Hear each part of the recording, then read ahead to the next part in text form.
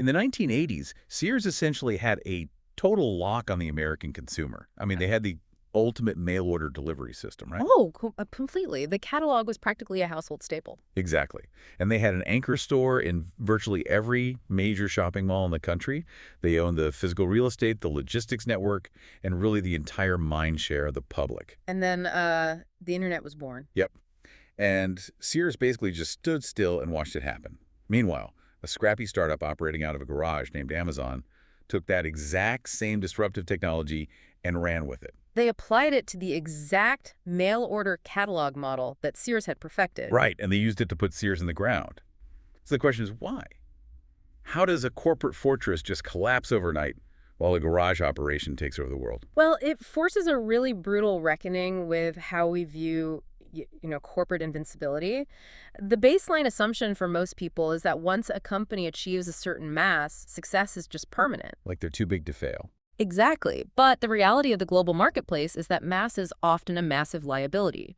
Established companies become handcuffed to the very structures that made them profitable in the first place. Welcome to the Deep Dive. Today, we're exploring Module 11, Competitive Advantage. And I want to give a quick shout out to you, our listeners, joining us from the Dr. Sam Pack College of Business at Tarleton State University, along with all the business undergrads and working professionals tuning in. We are taking a real microscope to the mechanics of corporate survival today. We are, and we're drawing today's frameworks from Richard Tedmon and Casey Wilhelm's Connect Master, Management Information Systems, McGraw-Hill 2026. If you are managing a team or, building a startup or even just prepping for a final exam, this is the blueprint for how organizations actually use data to stay alive. To really understand the stakes of Module 11, we have to briefly bridge the gap from where we left off in Module 10, which mapped out the modern e-commerce landscape. Right. We spent a lot of time analyzing how global reach and mobile commerce and pure information density have completely rewired the basic physics of business. And the core takeaway there was ubiquity. The traditional friction of commerce is just gone now. A vendor can sell anything to anyone, anywhere on the planet, at any time of day. All directly through a little piece of glass in their pocket. Which, it sounds like a utopia for businesses, but it actually creates a nightmare scenario for profit margins. E-commerce basically eradicated the traditional barriers to entry. Because you no longer need to lease a massive physical storefront or build a regional distribution center just to reach customers. Exactly. Because anyone can enter the market now, competition is geometrically fiercer. And alongside that ubiquity comes absolute price transparency. Yeah, the consumer is armed with perfect information today. Like, if you try to mark up a product by even 10%, the buyer could find 12 other vendors selling the exact same item for a fraction of a cent less. And they can do it in about 4 seconds. It's wild. That transparency just evaporates profit margins. So Module 10 set the stage by showing us this highly exposed, hyper-competitive battlefield. Module 11 is the survival guide. Right. How do you utilize management information systems, your enterprise software, your data analytics, your predictive modeling, to carve out a defensible space in a digital landscape where literally everyone is trying to undercut you? That's the million-dollar question. Before we break out the heavy artillery of business strategy, I want to take a brief second to invite you to like, subscribe, follow, and share this deep dive. Leave a comment below and jump into the conversation. We're building a great community of forward-thinking business minds here. We really are, and having your perspective in the comments makes the whole ecosystem smarter. So getting back to it, the foundational concept we have to define before we look at any specific technology is competitive advantage itself. Right, and it's a phrase that suffers from massive overuse in corporate mission statements. It's often entirely stripped of its actual mechanical meaning. It just becomes a buzzword. Exactly. But in strict economic terms, a competitive advantage consists of the specific attributes that allow a company to provide goods and services with a higher perceived value than its competitors. Okay, so higher perceived value implies two distinct mathematical pathways, right? You're either offering the identical product at a fundamentally lower price, or you are offering a product with a quality so obviously superior that the consumer willingly absorbs a premium price. The operative word in that definition really seems to be perceived. It is. Value is not an objective scientific measurement. It is an entirely subjective calculation occurring purely in the mind of the customer. But the real challenge for business professionals, and the reason this isn't just a topic for IT specialists, is that having a good idea or even a great product is wholly insufficient. A good idea is fragile. You have to build a moat around it. And management information systems provide the structural architecture and really the continuous data flow required to monitor, defend, and scale that advantage over time. Well, if you are building a moat, you have to know what kind of enemy is marching toward the gates. Which brings us to a framework that is essentially the granddaddy of all strategic business models. Professor Michael E. Porter's 5 Forces. Yes. He published this in 1979, which is long before the modern internet, yet the logic maps perfectly onto today's digital economy. Porter's thesis was that an organization's strategic plan must account for 5 specific external forces to survive. If these forces are weak within your industry, you have a high probability of long-term profitability. But if the forces are strong, your margins will be under constant siege, regardless of how good your product already is. So let's break them down. The first force is existing competition. Right, the players already occupying the battlefield alongside you. Basic microeconomics dictates that the more competitors you have offering essentially identical products, the lower your collective profit margins will be. Because it just initiates a relentless race to the bottom regarding price. Exactly. To survive this, organizations attempt to achieve what we call monopolistic competition. See, that phrase always feels like an oxymoron to me. Like if it's a monopoly, there is no competition. If there is competition, it's not a monopoly. I know, it does sound contradictory, but it describes the deliberate strategy of manufacturing a brand image so compelling that customers perceive your product to possess a vastly greater value than a competitor's functionally identical product. Okay, so you are competing in an open market. Yeah. But you have created a psychological monopoly over a specific segment of buyers. Precisely. A perfect example of this is the smartphone market. If you look at the raw bill of materials, the silicon, the glass, the lithium-ion batteries, 2 competing devices might be functionally identical. Almost part for part. Right. But one manufacturer leverages their information systems to curate this incredibly seamless software ecosystem and aggressive marketing, which allows them to command a massive price premium simply because of the logo on the back. They monopolized a lifestyle brand. That is the perfect illustration. Now, the second force Porter identified is new competitors. This represents the constant threat of new entrants into your market space, and this force hinges entirely on the concept of barriers to entry. Meaning the financial, legal, or even infrastructural hurdles someone has to clear just to play the game in your industry. Exactly. If an industry has low barriers to entry, your long-term stability is fundamentally compromised. So compare a commercial airline to a local dog walking service. The barriers to launch a new airline are astronomical. You need billions in upfront capital, staggering logistical infrastructure, and years of regulatory approval from agencies like the FAA. Whereas the dog walking business basically requires a leash and a social media account. Right. So how does an enterprise use an MIS to combat the threat of new entries? If the barriers are low, you can't just artificially raise them, can you? You can't raise them, no, but you can anticipate who is going to exploit them. Organizations use predictive data analytics to monitor market conditions, venture capital funding trends, and patent filings to predict exactly where and when new competitors might gain a foothold. Ah, so they see them coming before they're even a threat. Right. Often, large firms use their information systems to identify these scrappy startups and simply acquire them before they scale into a legitimate existential threat. That makes sense. Let's look at the third force, because this is one that I think severely blindsides early-stage entrepreneurs. We are naturally conditioned to focus our aggressive energy on our direct competitors. But Porter points out that supplier power can be just as dangerous. Oh, it can squeeze the life out of your margins just as effectively. The people providing your raw materials have so much hidden leverage. Supplier power really is a massive vulnerability. Like, if a supplier knows you desperately need their specific microchip or their specific raw textile, they have the leverage to steadily increase their wholesale prices. Slowly bleeding your profit margins dry. Exactly. The textbook utilizes Walmart as the definitive case study on how to systematically neutralize supplier power. Because Walmart operates on a scale that almost breaks the human brain. They basically weaponize economies of scale. Because Walmart's purchasing volume is so unimaginably vast, they walk into a negotiation with a supplier and completely dictate the terms, right? They do. They can offer to purchase 10 million units of a product, but demand a 20% reduction in the per unit wholesale price. And if that supplier pushes back and claims the margin is too tight, Walmart's procurement system can instantaneously pivot that massive order to a competing factory in a different hemisphere.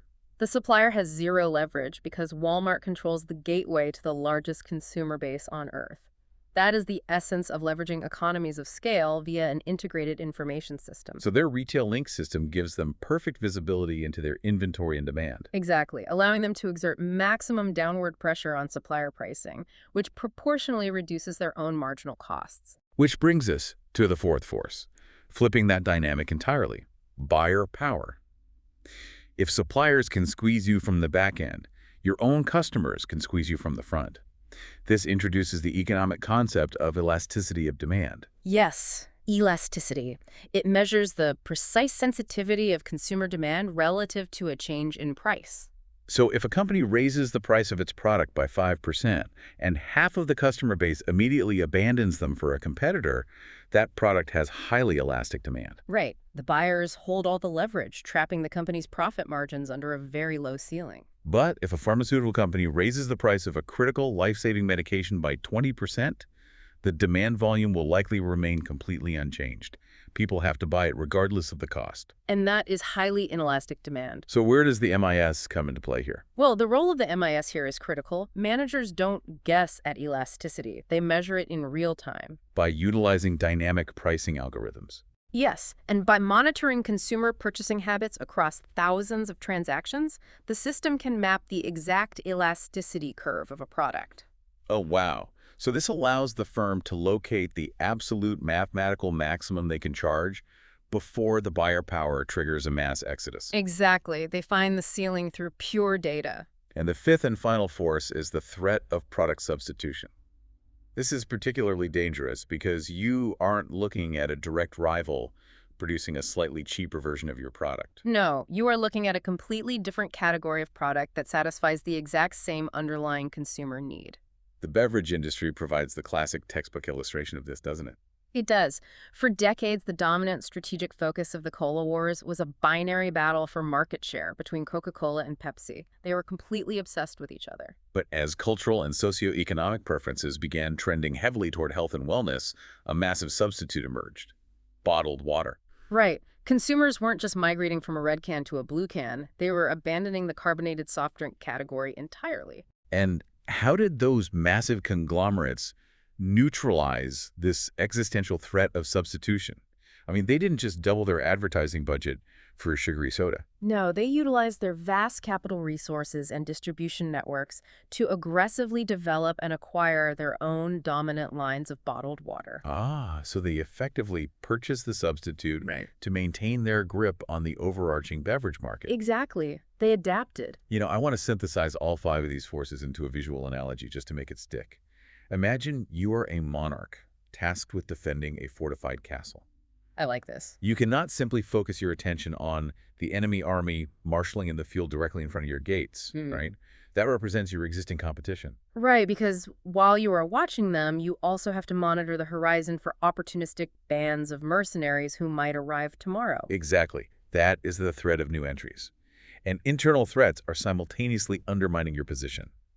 The farmers supplying the grain to feed your garrison are threatening to withhold the harvest unless you pay them double. There is your supplier power. Yeah.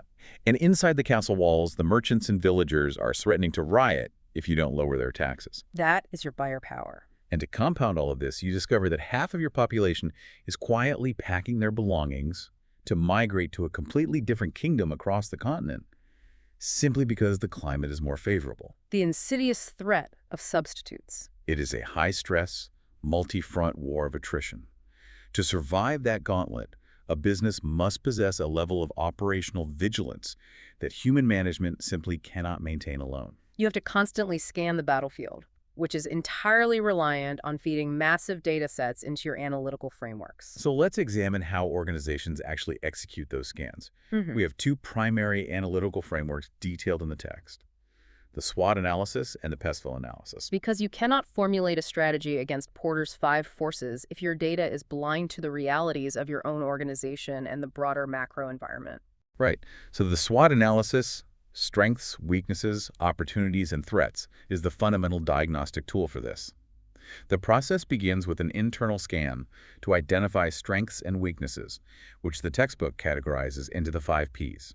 The 5 Ps provide a structured inventory of a company's internal capabilities. First is personnel. Do you possess elite talent, or is your workforce turning over every 6 months? Second is plant. What is the physical state of your real estate, your manufacturing infrastructure, and, your server architecture? Third is processes. Are the actual workflows and operational methodologies creating value efficiently, or are they bogged down in bureaucratic redundancy? Fourth is purse, representing your capitalization, cash flow, and overall financial agility. And fifth is past experiences. This encompasses the intangible assets, your historical brand equity, accumulated patents, and consumer goodwill. You feed the data concerning those 5 Ps into your MIS, and you cross-reference it against the external variables, the opportunities and threats. The intersection of that internal and external data dictates your strategic posture. The textbook provides a definitive matrix for this. Right. If your MIS dashboards reveal that a burgeoning external market opportunity perfectly aligns with your core internal strengths, say you have massive server capacity and a new demand for cloud computing arises, you adopt an aggressive expansionist strategy. You flood the zone. Exactly. But if the data indicates that a looming external threat is targeting a critical internal weakness, like a new aggressive competitor entering a region where your supply chain is notoriously brittle, you must immediately pivot to a conservative defensive posture. You consolidate resources and patch the vulnerability. Exactly. Now, to accurately map those external opportunities and threats, organizations rely on the PESTL analysis, which stands for political, economic, sociocultural, technological, environmental, and legal factors. This is where the sheer computational power of a modern information system becomes non-negotiable. I think people often view a PESTL analysis as a theoretical whiteboard exercise for MBA students, but in 2026, this is a deeply automated quantitative process. You aren't just having executives read the Wall Street Journal and guess at sociocultural trends. Not at all. It is entirely driven by algorithmic data aggregation. Consider the economic factors. An enterprise MIS isn't just looking at the national GDP. It is pulling real-time API feeds from global financial institutions to track microeconomic fluctuations, currency exchange volatility, and regional inflation rates down to the zip code. And for sociocultural factors, the data extraction is even more sophisticated. Organizations utilize customer relationship management, or CRM, platforms integrated with natural language processing. So these systems constantly scrape unstructured data from social media platforms, online reviews, and customer service transcripts. Yes. They parse the sentiment of millions of interactions to detect subtle shifts in consumer preferences months before they manifest as a measurable drop in quarterly sales. See, I have to inject some friction here because the volume of data we are discussing is staggering. If a management team is continuously feeding global economic indices, granular political tax policies, real-time CRM sentiment analysis, and shifting environmental regulations into their dashboards, how do they function? It's a lot of noise. Exactly. How do they avoid absolute analysis paralysis?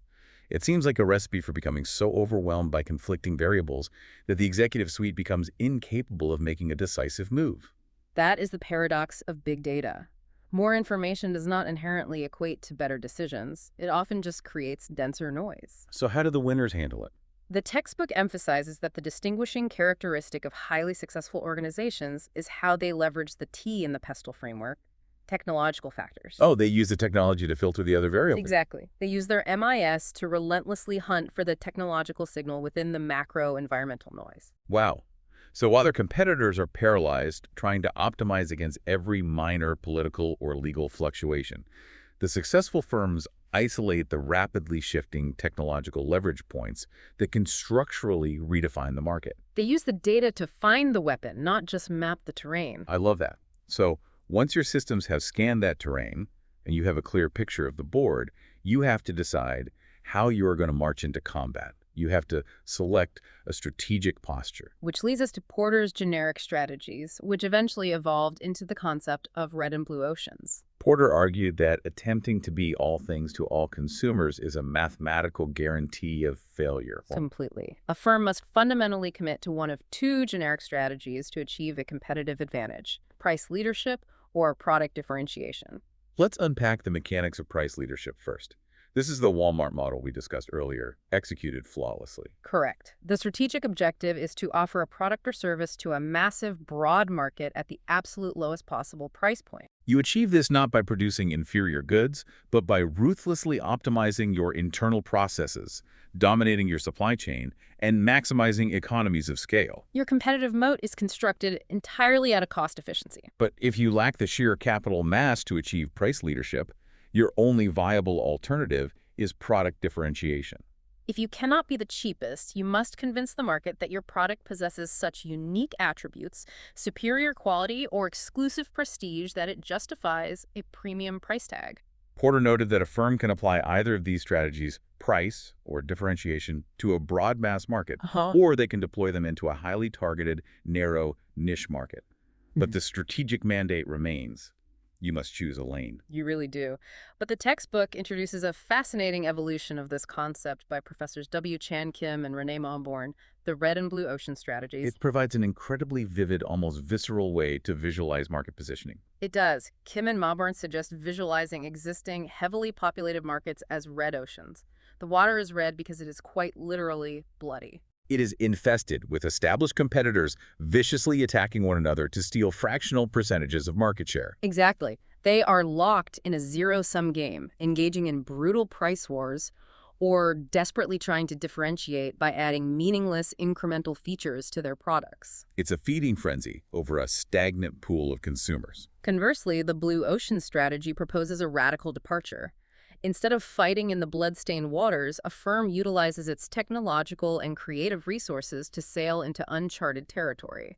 You create an entirely new product category that possesses absolutely no existing market base. You invent the industry, rendering the existing competition completely irrelevant. The textbook provides an exceptional case study of this with Cirque du Soleil. Let's analyze the data mapping behind that decision. Yeah, let's look at it. The traditional circus industry, like the Ringling Brothers model, was a dying red ocean. The MIS dashboards for those companies were flashing warning signs across every PESTL category. The data was catastrophic. Sociocultural preferences were shifting aggressively against the use of captive animals for entertainment. And economically, the logistical costs of transporting and housing hundreds of exotic animals by train across the country were destroying their margins. Plus, they were all competing for a shrinking demographic of children against the rising tide of digital entertainment. So Cirque du Soleil analyzed that red ocean and systematically eliminated every toxic variable. They completely removed the animals, eradicating the astronomical logistical costs and the sociocultural backlash in one stroke. They removed the multi-ring setup and the star performers, too. Right. Instead, they elevated the remaining elements, human athleticism and acrobatics, and fused them with high-end theatrical production, original orchestral music, and artistic lighting. By doing so, they didn't just differentiate a circus, they engineered a blue ocean. They pivoted away from competing for children's attention and targeted an entirely new demographic, affluent adults willing to pay premium Broadway-level ticket prices for an artistic experience. They achieved differentiation through artistry, but they also achieved incredible cost leadership relative to the traditional circus by eliminating the animals. They were the only ship in a massive, highly profitable new ocean. But locating a blue ocean almost always requires a catalyst, which brings us to Professor Clayton Christensen's model of disruptive innovation.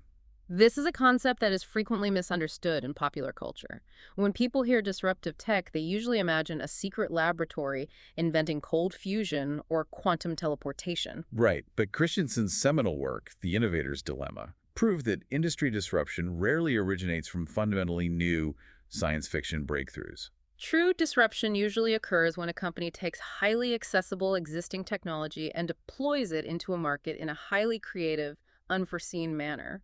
Apple and the original iPhone is the ultimate validation of Christensen's theory.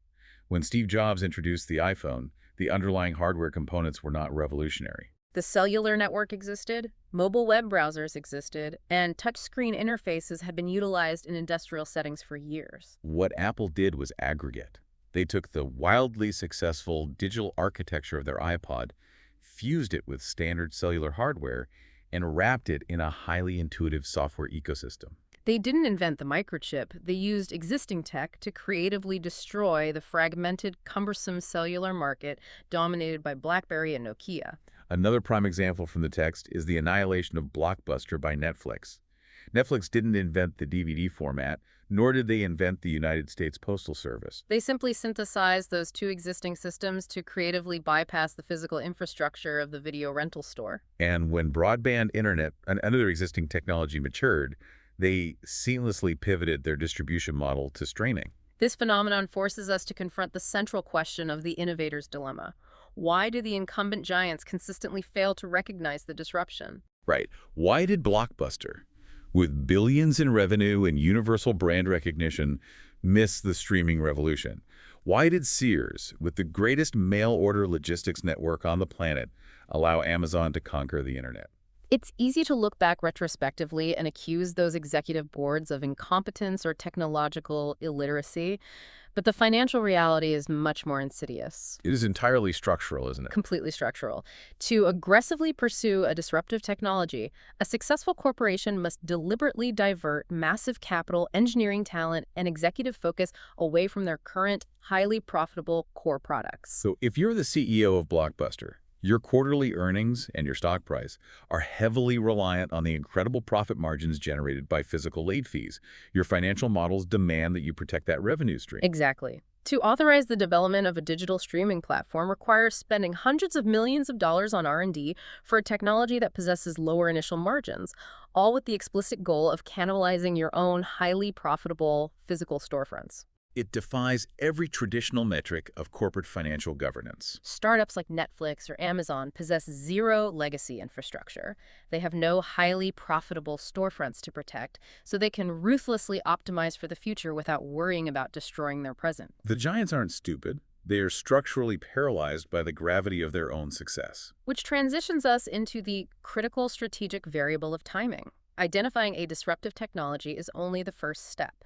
Deciding precisely when to deploy capital into that market determines whether you survive or burn out. So we have to evaluate the first mover advantage versus the fast follower strategy. Let's start with the first mover advantage, conceptualized by Professors Lieberman and Montgomery in the late 1980s. Their premise is that the absolute first organization to successfully commercialize a new product category reaps three distinct, heavily fortified advantages that subsequent competitors struggle to overcome. The first advantage is employee experience. The firm that breaks ground in a new industry forces its engineering and operational teams to solve the foundational problems. They accumulate a massive repository of proprietary knowledge, undocumented processes, and institutional muscle memory. The pioneers are literally writing the technical manual and coding the foundational architecture, while the competition hasn't even assembled a team yet. The second massive advantage is securing resources. The first mover has the luxury of surveying the entirely unoccupied landscape and locking down exclusive contracts for the highest quality raw materials. And acquiring the most strategically valuable real estate and integrating the most efficient logistics channels before anyone else realizes those assets are critical. Exactly. And the third advantage, and arguably the most lethal from an MIS perspective, is customer adaptation. Oh, this is fascinating. Because when a consumer adopts a fundamentally new product or digital platform, it alters their behavioral baseline. A new status quo is established. The MIS architecture of that platform begins accumulating user data, personalizing the experience, and integrating deeply into the user's daily workflow. This creates formidable switching costs. Switching costs are the friction, both financial and psychological, that a consumer endures to migrate to a new system. Think about changing your primary email address, or migrating a decade of data to a new cloud provider, or switching out your company's entire CRM software. The friction is immense. If a competitor eventually enters the market, it is insufficient for their product to be merely equal or even slightly superior. The fast follower's product must be so astronomically better that the consumer is willing to endure the severe operational pain of migrating their data and relearning a new system. And the first mover leverages that inertia to lock down market share. It is a compelling argument, but I have to push back here because the textbook introduces a counter strategy, the fast follower approach by Professors Golder and Telles, and it comes armed with a statistical reality that completely upends the first mover mythology. It is a sobering statistic for any entrepreneur obsessed with being first.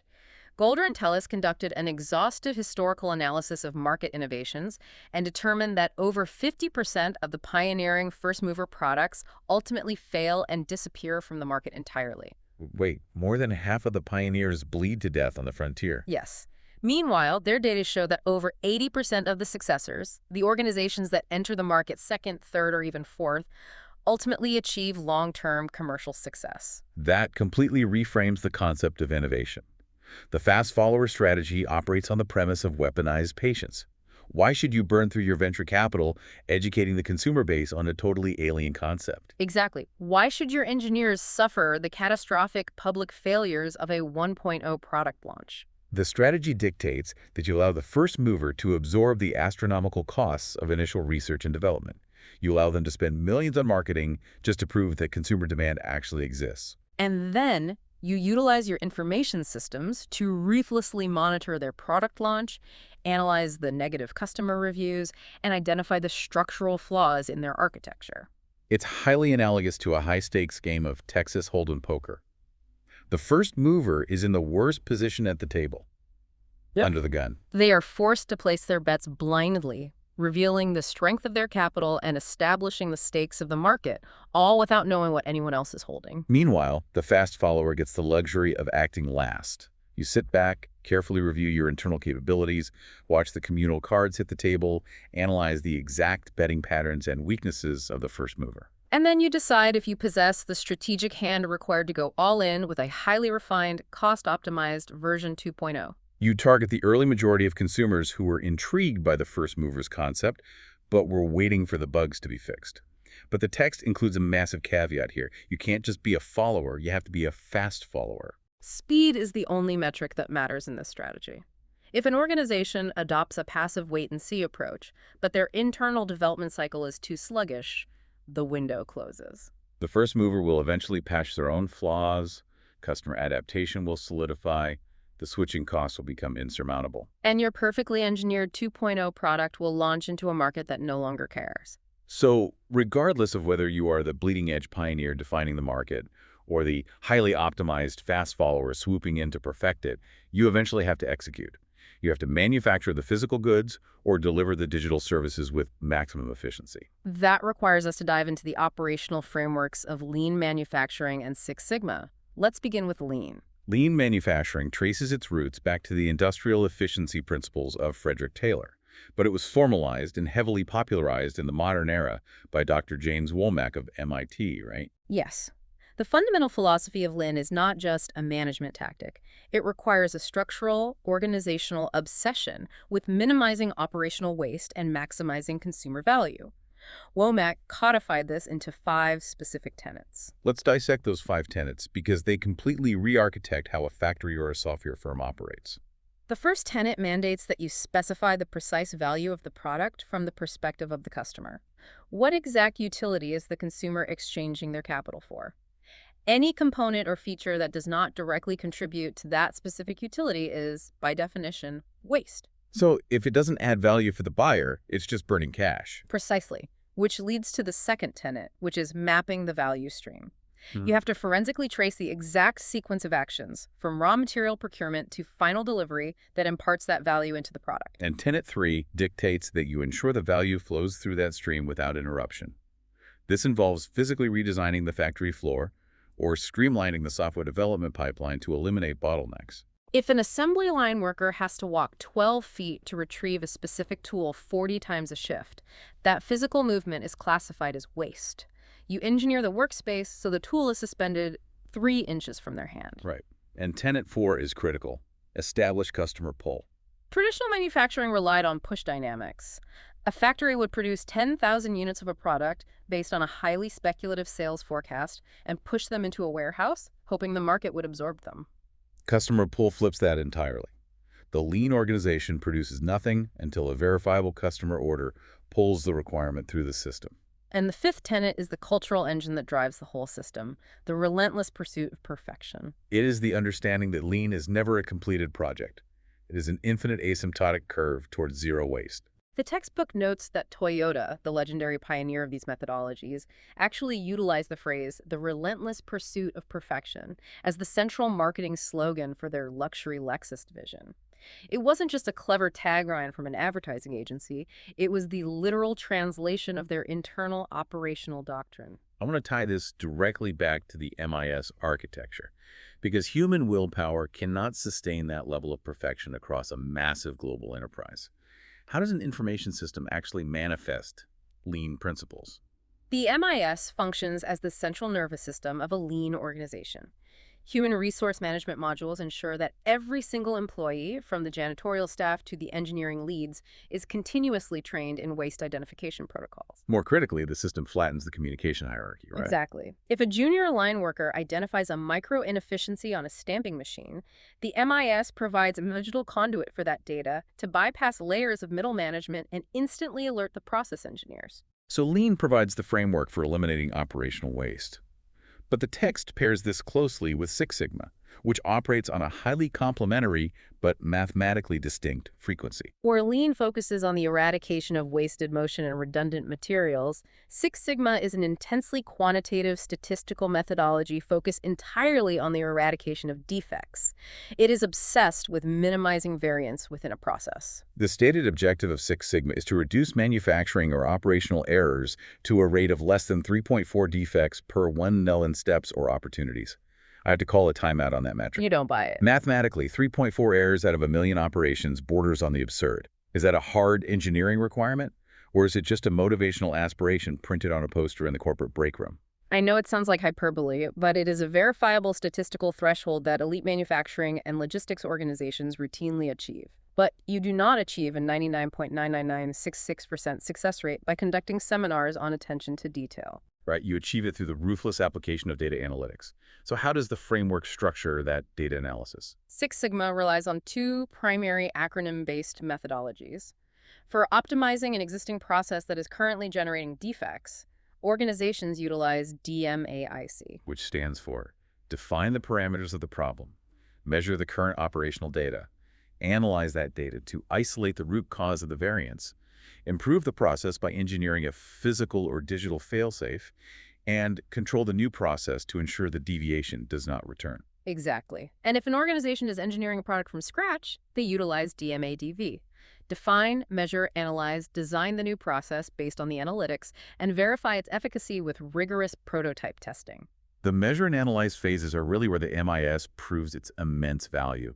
Process engineers do not rely on intuition to determine why a robotic welding arm is misaligning a car door. No, they extract thousands of data points from sensors on the arm and run them through advanced statistical software to generate scatter diagrams, histograms, and Pareto charts. The Pareto chart is crucial there, right? The 80-20 rule. The MIS isolates the 20% of the mechanical variances that are causing 80% of the physical defects. Exactly, allowing the engineering team to focus their capital on the exact millimeter of deviation that matters. Okay, so once you have optimized your operations by eliminating waste with Lean and eliminating defects with Six Sigma, the final logistical hurdle in maintaining your competitive advantage is inventory management, the physical handling of the finished product. The foundational rule of modern inventory management is the minimization of product touches.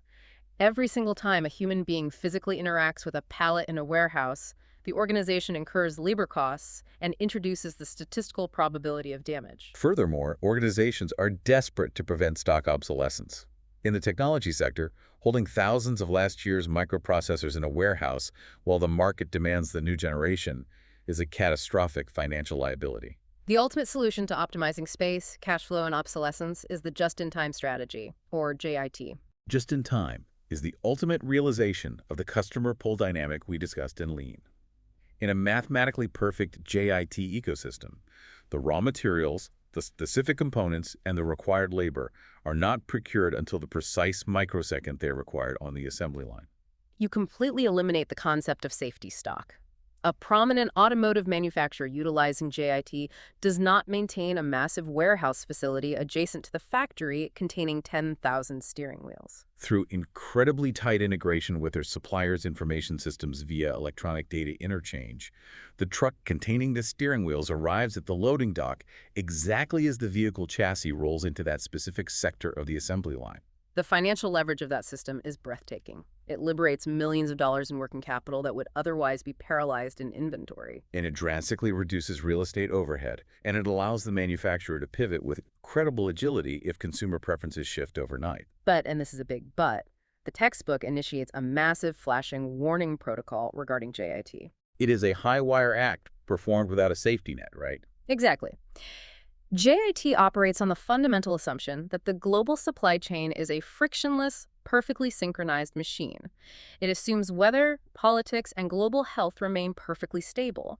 When those assumptions fail, the entire system detonates. The textbook explicitly references the systemic collapse triggered by the COVID-19 pandemic as the ultimate cautionary tale. When the pandemic forced immediate, uncoordinated lockdowns of manufacturing hubs across the globe, the extreme fragility of the JIT model was brutally exposed. We all remember the systemic shortages of basic consumer staples like paper products, hand sanitizer, and medical PPE. The immediate public assumption was that the shortages were driven purely by consumer panic buying and hoarding. While demand certainly spiked, the root cause of the empty shelves was architectural. The paper and chemical supply chains had spent decades optimizing for JIT. They had engineered all the buffer inventory out of the system to maximize their quarterly margins. They possessed absolutely no slack. None. When the factories experienced localized shutdowns and the international shipping lanes clogged, the supply chain simply snapped. JIT provides an incredible competitive advantage during periods of macroeconomic stability, but it possesses zero resilience against a black swan event. As we transition from the vulnerabilities of the present to the battleground of the next decade, we have to address the technological leviathan fundamentally altering every framework we've discussed today. The future of competitive advantage is inextricably linked to artificial intelligence. AI represents a paradigm shift because it fundamentally alters the financial equation of corporate growth. Historically, scaling the output of an organization required a roughly proportional increase in human labor costs. But AI allows organizations to completely decouple massive productivity gains from headcount expansion. The textbook provides 3 highly specific industry case studies that illustrate this decoupling. Let's examine the maritime shipping and global logistics sector first. When we discuss AI, the public imagination immediately jumps to chatbots and software, not massive steel cargo vessels. But the physical, industrial application of AI is where the most significant economic leverage is being generated. In the maritime sector, AI is currently enabling the deployment of autonomous and semi-autonomous cargo vessels. These massive ships are equipped with complex arrays of LiDAR light detection and ranging sensors, which constantly scan the physical environment. That sensor data is cross-referenced with real-time satellite telemetry, oceanic weather mapping, and GPS data, allowing the AI to navigate transoceanic routes with incredibly minimal human oversight. The crew sizes are shrinking drastically, slashing operational overhead. Beyond navigation, AI is fundamentally changing how the hardware itself is maintained through predictive analytics. Maritime companies are installing IoT edge computing sensors across the massive diesel engines, bilge pumps, and cooling systems of the vessels. So the AI isn't just reacting to an alarm when a pump catches fire, it is continuously monitoring the microscopic acoustic vibrations and thermal fluctuations of the machinery. Exactly. The system cross-references that thermal and vibrational data against millions of hours of historical engine telemetry to predict a catastrophic bearing failure 3 weeks before it actually occurs. That is wild. The shipping company can proactively schedule maintenance while the ship is docked, rather than suffering a multi-million-dollar breakdown in the middle of the Pacific Ocean. The second industry the text analyzes is Hollywood and the broader film production ecosystem. Again, we culturally associate this industry with pure human creativity and artistic intuition. But AI is systematically dismantling the business models of the major studios. The integration is occurring across every phase of production. In the highly speculative pre-production phase, studios are no longer relying solely on the gut instinct of executives to greenlight a $100 million project. No, they are feeding thousands of screenplays into natural language processing algorithms. The AI analyzes the narrative structure, pacing, and dialogue, and cross-references those variables against decades of box office data and real-time social media sentiment to predict the commercial viability of a script. They're essentially using predictive analytics to optimize the narrative arc before a camera ever rolls. And during the post-production phase, generative AI is drastically compressing the timelines and budgets required for visual effects. The process of aging or de-aging an actor previously required thousands of hours of painstaking frame-by-frame CGI rendering by massive teams of digital artists. But AI models, trained on vast datasets of human facial topography, can now execute highly realistic facial alterations almost instantaneously in the editing bay, saving millions in post-production costs. The final industry case study highlighted in the text is hospitality, the global hotel and resort sector. This is an industry where AI is being utilized to fundamentally re-architect the core revenue model. Historically, the central metric of the hotel industry was room revenue, right? Optimizing the nightly rate and occupancy percentage of the beds. But AI enables a structural shift toward optimizing total revenue per guest. How does the MIS execute that shift mechanically? The hotel's data architecture tracks the behavioral patterns of the guests, isolating the high-value demographics who utilize the auxiliary services. The guests who consistently book the high-margin spa treatments, reserve the expensive poolside cabanas, and dine at the premium on-site restaurants. Oh, and the AI then dynamically generates hyper-personalized marketing packages and room upgrades specifically targeted at capturing those high-yield individuals. Exactly. The system is also running predictive pricing algorithms that recalculate the room rates continuously, adjusting for localized variables like incoming weather fronts, flight cancellations at the nearby airport, or sudden spikes in convention attendance, ensuring maximum yield extraction during both peak and off-peak periods. And we are seeing the physical manifestation of this technology right in the lobby. The text references automated check-in systems, such as Hilton's AI robot Connie the Concierge, and the widespread adoption of keyless entry via mobile applications by chains like Marriott. These systems completely bypass the traditional front desk, simultaneously eliminating guest friction and allowing the organization to drastically reduce their administrative staffing overhead. The connective tissue running through all of these examples, whether we are analyzing the LiDAR on a shipping freighter, the script analysis algorithm at a movie studio, or the predictive pricing model of a resort, is that the aggregation and analysis of data is the absolute bedrock of modern competitive advantage. The frameworks we explored today, Porter's 5 Forces, PESTL Analysis, Lean Manufacturing, Fast Follower Strategies, they are completely inert without an information system capable of feeding them accurate, real-time data. We began this deep dive by examining the collapse of Sears and the ascension of Amazon. The ultimate lesson of Module 11 is that your MIS architecture is the only thing standing between your organization and the fate of Sears. It provides the technological vision required to identify the blue oceans and the operational agility to survive the red ones. Competitive advantage is not a trophy you acquire and place on a shelf in the boardroom. It is a highly volatile state of being that requires relentless, data-driven defense. The terrain is constantly shifting beneath your feet. I want to thank you for joining us on this incredibly thorough deep dive into the mechanics of Module 11. As we wrap up, I want to extend one final invitation to like, subscribe, follow, and share this conversation. And please scroll down and leave a comment, because we want your analytical take on today's discussion question. We covered the intense debate between first mover and fast follower strategies. We want you to analyze a business you interact with frequently. It could be a local logistics firm, a massive software vendor, or a niche retail brand. Based on their current market position, are they operating as a first mover defining the space or a fast follower optimizing it? Drop your analysis in the comments and let us know if their chosen strategy is mathematically paying off. We review those comments, and it's always fascinating to see these frameworks applied to the real world. Now, for a quick preview of our next session, you have spent massive amounts of capital and intellectual energy utilizing data to build the formidable competitive advantage we discussed today. You've constructed your digital fortress. But what happens when highly sophisticated, decentralized threat actors attempt to breach the walls and exfiltrate the very data that keeps your company alive? Next time, we are exploring Module 12, Securing Information. The threats currently probing your networks are vastly more intelligent than you realize. A final reminder that the structural models and case studies from today's discussion were drawn from Richard Tedmon and Casey Wilhelm, ConnectMaster, Management Information Systems, McGraw-Hill, 2026. And as a final thought for you to chew on, think about how these 5 forces apply to you, personally, in your own career. Your skills are your product, and the job market is your industry.